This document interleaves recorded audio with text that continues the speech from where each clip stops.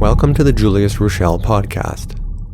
Buddhists describe the inner voice in our heads as the mind monkey because of its tendency to jump from one thing to another, similar to how a monkey jumps from tree to tree, and its tendency to hyper-fixate on whatever catches its attention. That metaphor isn't exactly complimentary of our inner voice and speaks to the restless, scattered, chaotic, undisciplined, and hard-to-control nature of our minds. And yet, according to psychology studies, this inner voice or inner dialogue is nonetheless credited with helping to guide our decisions, work through various scenarios in order to decide a course of action, help us break complex problems into smaller manageable steps, hold us accountable to our moral compass, facilitate self-reflection, experience greater empathy for others, construct a narrative self, encourage self-motivation, and turn abstract feelings into concrete words and actions. Western pop culture latched onto this romanticized idea of the inner voice long ago, with endless appeals to trust your inner voice, discover your inner voice knows best, and quiet the noise to hear your inner voice. All of these things reflect not only the idea that this inner voice is essential to a fulfilling human experience, but also that there is some kind of innate, authentic truth or wisdom buried within every individual, which has been obscured by external influences like societal pressures, expectations, and noise, and which can be accessed if only you spend enough time and money on self-help or life coaches, or surrounding yourself with enough inspirational quotes, or watching enough back episodes of the Oprah Winfrey show to peel back the layers that are blocking this innate voice of wisdom. Even Homer Simpson's annoyance with himself whenever he ignores his much wiser inner voice was a staple feature of the successful long-running The Simpsons cartoon series. And yet, according to various news sources like Scientific American and Psychology Today, allegedly somewhere between 50 to 70% of people don't have or infrequently have the experience of thinking happening as a structured active voice that we hear inside our heads. Allegedly. The studies referenced by these news articles also go on to tell us about all the alleged behavioral consequences of lacking that inner speech, and the list is long. Poor working memory, difficulty making decisions, impaired self-reflection, less empathy, challenges with emotional regulation, reduced moral reasoning, less impulse control, difficulty articulating thoughts, more easily feeling overwhelmed, and so on. By this reading, it would seem that our humanity hinges upon this voice inside our own heads, this ability to hold an active inner dialogue within ourselves, and that we are somehow lesser, diminished, or defective without it. Unsurprisingly, social media has been quick to latch onto this narrative to leverage clicks as it becomes yet another divisive excuse to other or dehumanize by implying that those who lack this inner dialogue are effectively programmable characters, also known as NPCs or non-player characters in video game jargon. Ironically, this explanation for moral or intellectual shortcomings closely mirrors the woke perspective of the world, which also likes to blame our differences on factors that we're born with that are completely outside of the control of individuals, like skin color, social class, culture, etc. Once again, individual responsibility, individual merit, and individual choices can be explained away by some intrinsic invisible metric, not unlike the way cranium measurements were once used to try to differentiate between higher and lower forms of humans. One sensationalist social media account went as far as to describe the divide between those with versus those without an inner voice as almost like a split between narrative beings and reactive shells, and then went on to state that if you take away the ability to hold a conversation with yourself, what's left is not a philosopher, it's a refined animal in a human body. The author of the post then went on to provocatively ask, but what if most of the world is sleepwalking, not because they're unwilling, but because they're literally unequipped to narrate their own story? If that's true, everything we know about agency, ethics, and consciousness needs to be rewritten. That's definitely heady stuff, certainly the kinds of questions that drive clicks, sell news headlines, and deserve lots and lots of your tax dollars to fund lots and lots more studies, right? Yet these simplistic claims quickly fall apart with just a very light scratch beneath the headlines. What emerges instead is a fascinating and much more complex story about how we think, structure our thoughts, and navigate the world around us. Even when news stories correctly report the findings of psychology studies, as a matter of principle, these studies should always be taken with a big grain of salt. As we know from the replication crisis that is rotting out scientific research, Academia has become so degraded and so prone to bias and sloppy work and sensationalism that 50 to 70% of all published research studies are simply junk science because the studies fail to find the same results if the studies are repeated. And the field of psychology is among the worst offenders, with only around 36% of research studies being reproducible, partly because of small sample sizes, partly because of flexible statistical methods, and partly because of the publication bias that favors researchers that publish novel results. In other words, sensational headlines are great for research careers, even if they frequently come at the expense of the truth. For that reason, the field of psychology has long been considered to be at the epicenter of the replication crisis that has infected academia. The only fields that come out even worse than psychology are biomedicine, sociology, and education research. Replication rates in biomedicine research, like cancer research, are as low as 11%, partly because of the complexity of the biological systems being studied, partly because of selective reporting, partly because of poorly constructed studies, and partly because of commercial pressures due to funding conflicts of interest. Replication rates in sociology are even lower at less than 10% for reasons similar to those that plague psychology: small sample sizes, non-representative selection criteria for choosing test subjects, and highly subjective testing metrics.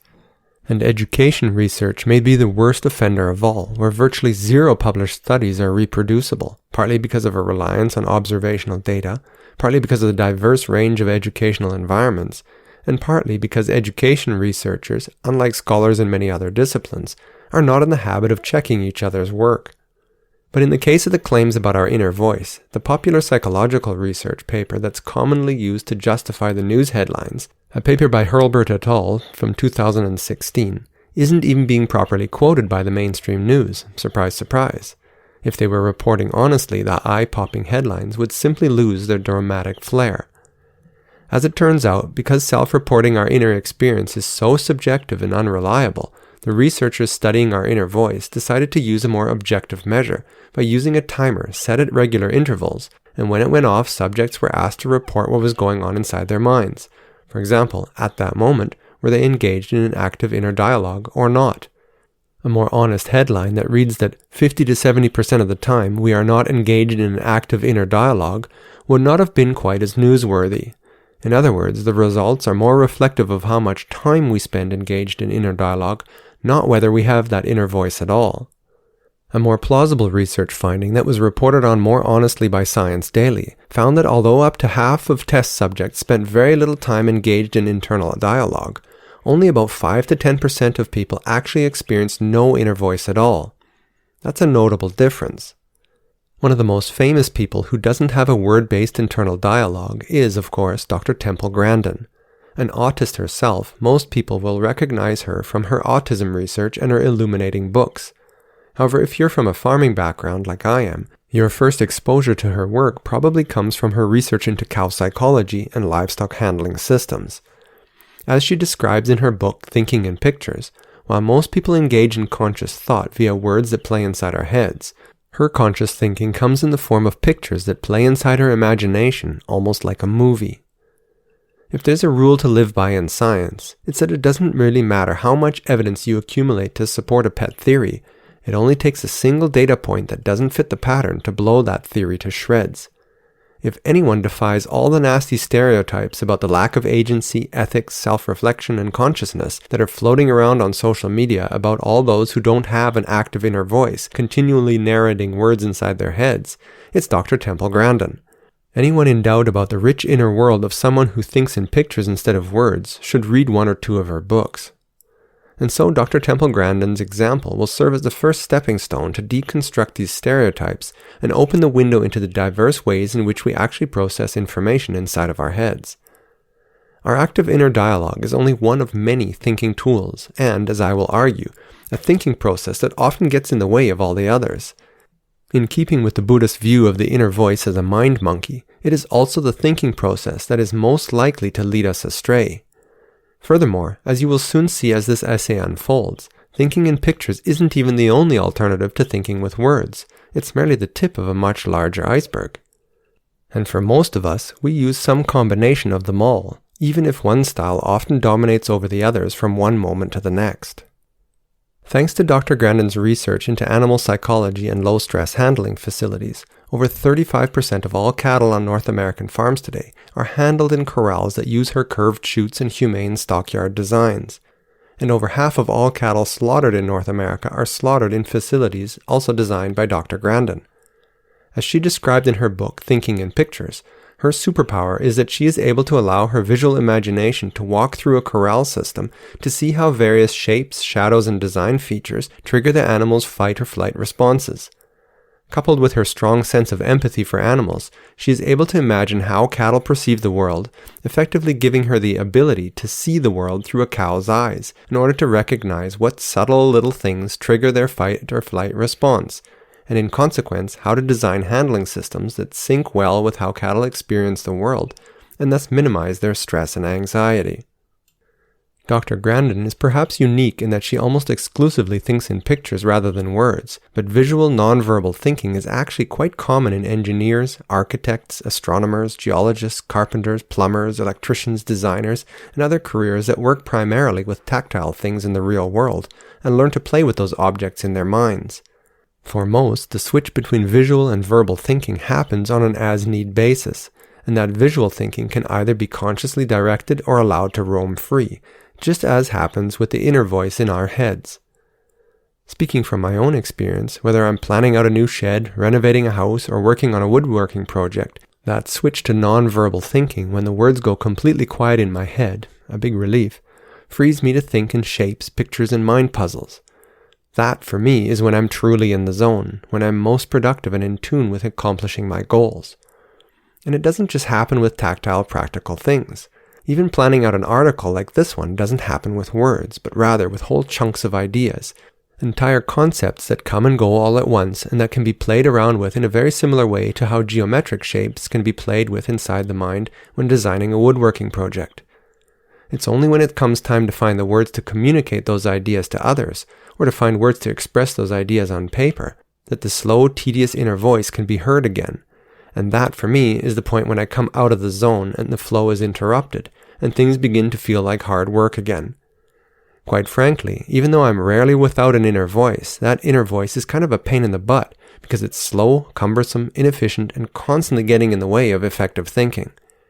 That, for me, is the first clue that Western psychology has things exactly backwards in its idea of the inner voice as our primary problem-solving tool through which to experience the world. At most, I view that active narrating voice as nothing more than one mental tool among many by which to process information and solve problems. And I often view it as the least efficient of those tools, even though I'm plagued by it a good deal of the time, most likely due to the acquired habit of being in my head far too often. The mental tools we use the most are the ones that get most developed. Almost like a muscle, the way that we think even literally begins to reshape the actual physical structure of our brains. One of the most interesting stories about Albert Einstein is what happened to his brain after he died. After his death, someone at Princeton University secretly removed, stored, and dissected Einstein's brain, possibly without Einstein's permission, in order to get some insights into the source of his genius. This concludes the free preview of this podcast. To hear the remainder of this episode, in which I dive into the results of Einstein's brain autopsy, the wide range of ways in which we think, and the way my own brain seems to work, I invite you to sign up for a paid subscription on my Substack.